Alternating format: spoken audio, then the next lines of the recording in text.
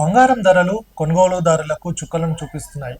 ఇదంతా కూడా global political crisis కావచ్చు, మార్కెట్ అప్ అండ్ డౌన్స్ కావచ్చు, అలాగే ఫైనాన్షియల్ క్రైసిస్ వల్ల కూడా ఈ బంగారం ధరలు అనేటివి కూడా భారీగా పెరిగిపోతున్న పరిస్థితి కూడా కనబడుతుంది. మనం కొన్ని రోజుల నుంచి చూసుకున్నట్టయితే వెనిజులా పైన దాడి చేసి ఆ వెనిజులా అధ్యక్షుని అతని భార్యను కూడా తీసుకెళ్లిన పరిస్థితి కూడా కనబడుతుంది. యుఎస్కి సంబంధించి యుఎస్ చేస్తున్న పోకడలంతా కూడా ఇదన్నీ పెరగడానికి కూడా కారణమని కూడా చెప్పుకోవచ్చు. ఒక పక్క వెనిజులా కావచ్చు, అలాగే ఇరాన్ పైన దాడికి పురిగొల్పడం అనేది కూడా ఈ బంగారం వెండి ధరలు పెరగడానికి కూడా కారణమని కూడా చెప్పుకోవచ్చు. మళ్ళా ఈ ప్రస్తుతం చూసుకున్నట్టయితే గ్రీన్లాండ్ కొనుగోలు చేస్తామని చెప్పడము, అలాగే గ్రీన్లాండ్ ఆక్రమించుకుంటామని కూడా ట్రంప్ ఏదైతే చెప్తున్న నేపథ్యం ఉందో దీని అంతటిపైన కూడా ఈ బంగారం వెండి పెరగడానికి కూడా కారణాలు కూడా కనబడుతున్నాయి. సో గ్రీన్లాండ్ కి సంబంధించి చూసుకున్నట్టయితే గ్రీన్లాండ్ ను ఆక్రమించుకోవాలని, లేకపోతే గ్రీన్లాండ్ కొనుగోలు చేస్తామని కూడా ట్రంప్ చెప్తున్న నేపథ్యంలో ఈయూకు సంబంధించి అంటే యూరోపియన్ యూనియన్ దేశాలైన ఫ్రాన్స్ కావచ్చు, జర్మనీ, ఇవన్నీ కూడా వీటిపైన వ్యతిరేకించడం జరిగింది. ఈ వ్యతిరేకం చేయడం వల్ల అటు ట్రంప్ కూడా దీనిపైన సీరియస్ గా తీసుకోవడం జరిగింది.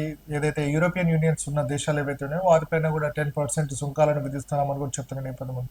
సో దీని అంతటికీ ఒక పక్క ఏంటంటే గ్రీన్లాండ్ అనేది తమకు సురక్షితమైన ప్రాంతంగా యుఎస్ చెప్పుకుంటున్న నేపథ్యం ఉంది. దాన్ని తీసుకోవడం కోసం ఎంతటి వరకైనా చేరుతామని కూడా ట్రంప్ చేస్తున్న పరిస్థితి అయితే కనబడుతుంది. దీనివల్ల ఒక క్రైసిస్, ఒక పక్క పొలిటికల్ క్రైసిస్ కావచ్చు, మార్కెట్ అప్ అండ్ డౌన్స్, ఈ పక్కన చూసుకున్నట్టయితే మొత్తం యుద్ధ వాతావరణం చేరుకోవడానికి గతంలో చూసుకున్నట్టయితే రష్యా ఉక్రెయిన్ యుద్ధం, ఇదంతా కూడా ఈ వెండి బంగారం అనేది కూడా రేట్లు పెరగడానికి కూడా కారణం అవుతున్న సందర్భాలు కూడా కనబడుతాయి. ఎందుకంటే సేఫ్ హెవెన్ ఆస్తులుగా చెప్పబడుతున్న ఏదైతే వెండి బంగారానికి సంబంధించి వీటిపైన కూడా ఎక్కువగా కొనుగోలు చేస్తున్న నేపథ్యం కనబడుతుంది. డాలర్ కాకుండా వెండి బంగారం పైన ట్రేడ్ చేసే అవకాశాలు కనబడుతున్నాయి. కాబట్టి సో మొత్తంగా వీటిపైన ధరలు అనిశ్చితి కారణంగా కూడా వీటన్నిటి కూడా పెరుగుతున్న కారణాలు కూడా కనబడుతున్నాయి. ప్రస్తుతం ఉన్న పరిస్థితుల్లో చూసుకున్నట్టయితే బంగారం తులంకి సంబంధించి అంటే 24 క్యారెట్స్ కి సంబంధించి చూసుకున్నట్టయితే 10 గ్రామ్స్ బంగారం 1,42,000 కావచ్చు. అలాగే కిలో వెండి చూసుకున్నట్టయితే దాదాపుగా 3,09,000 రూపాయలు కూడా చేరుకోవడం జరిగింది. సో ఇంకా ఇది